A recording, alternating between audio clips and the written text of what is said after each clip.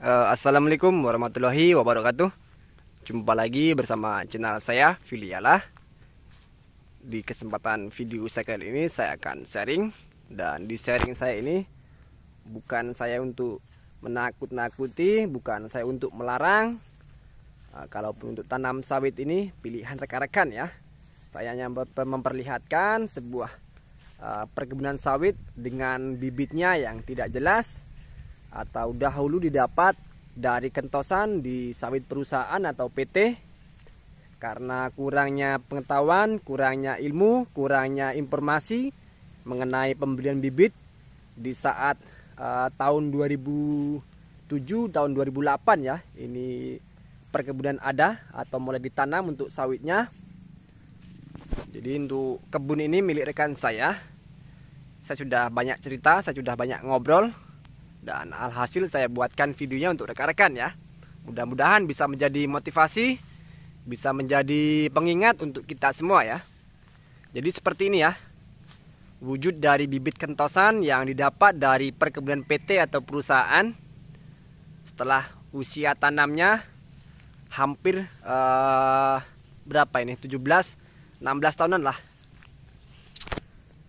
Formanya sangat memprihatinkan sekali. Jadi mungkin ini dirasa bukan untuk perkebunan rekan saya yang punya bibit abal-abal ataupun bibit yang tidak jelas asalnya, ini akan seperti ini kebanyakan. Jadi kalau ditanya masalah performa ini, bibit abal-abal ataupun cabutan ini masa emasnya itu di usia 3-10 tahun ya. Selanjutnya ya seperti ini. Untuk performa pokok sawitnya sangat memprihatinkan sekali. Jadi sangat sulit ditolong walaupun sudah diberikan pemupukan yang cukup ekstra ya. 3 tahun, menurut saya 1 tahun 3 kali, sangat sulit sekali ditolong. Jadi apa ya kalau kita katakan usia puncaknya, usia emasnya sawit abal-abal ini di usia 3-10 tahun ya. Selanjutnya rekan-rekan bisa lihat ini ya. Mudah-mudahan bisa menjadi pengingat pentingnya untuk jenis sawit ini yang kita tanam. Jadi kalaupun rekan-rekan mempunyai niat tanam sawit, belum siap, belum mampu membeli bibit sawit yang bersertifikat, bibit sawit unggul, sebaiknya tahan, kita sabar untuk menabung ya, supaya nanti tidak ada penyesalan. Kalau kita ambil langkah untuk menanam bibit yang tidak jelas dari mana asalnya, ini sangat berisiko sekali. Contohnya seperti ini sudah saya perlihatkan ya. Ini seharusnya jika sawitnya bersertifikat atau bibit unggul, sudah patut untuk mendapatkan buah yang baik atau performa sawitnya sudah baik tentunya. Tapi ini jauh dari kata baik ya. Ini sudah dipupuk dengan skema pemupukan seperti sawit pada umumnya, tapi untuk performanya tidak kunjung berubah ya. Jadi yang ada nanti yang punya kebun sawit merasa sangat bosan, merasa sangat malas untuk mengurusnya. Nah, ini yang terjadi ya. Dari setiap pokok, dari setiap batangnya ini performa buahnya, jangankan yang berbobot 20 kilo ya, yang 15 ada, 15 ini kayaknya jarang ini. Karena memang dari pokok sawitnya ini rekan-rekan bisa lihat ya, sangat kecil-kecil sekali, tidak memungkinkan untuk menghasilkan buah yang besar ataupun berbobot ya. Nah, ini kecil-kecil sekali. Jadi niat video saya ini mengingatkan rekan-rekan ataupun kita semua.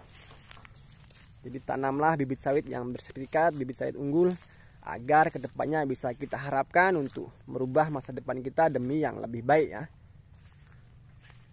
Jadi kalaupun tanam bibit unggul ini tidak ada ruginya, tidak ada salahnya. Tapi kalau rekan-rekan pilih jalur yang berbeda, atau bibitnya bibit hasil cabutan, bibit kentosan, bibit abal-abal, saya tidak bisa jamin untuk keberhasilannya. Karena apa? Sudah sangat jelas sekali. Bukan dari datang perkebunan ini saja ya. Banyak perkebunan lain yang bibitnya ini tidak jelas, untuk performanya mirip-mirip seperti ini. Mungkin jika di tempat rekan-rekan ada, silakan tulis di kolom komentar, bisa sharing ya mengenai performa sawit abal-abal yang ada di daerah tempat rekan-rekan tinggal ya, supaya kita bisa menjadi sharing, bisa berbagi pengalaman, tukar informasi mengenai bibit abal-abal ini ya.